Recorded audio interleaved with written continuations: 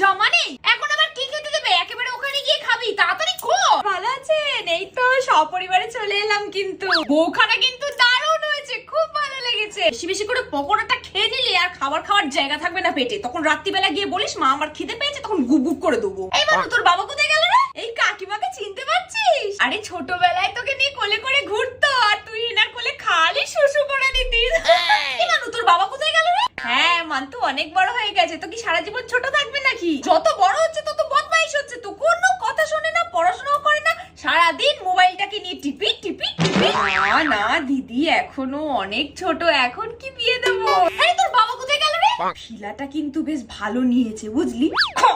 তুই শুধু ফুচকা খা। তুই ওদিক থেকে আমাকে কটা পকোড়া এনে দে তো। মাছের পকোড়াটা আনবি না, চিকেন পকোড়াটা নিয়ে আয়। মাছেরটা যেন কিরকম গন্ধ, খেলে আমার আবার চোয়া ঢেকুর দেবে। এই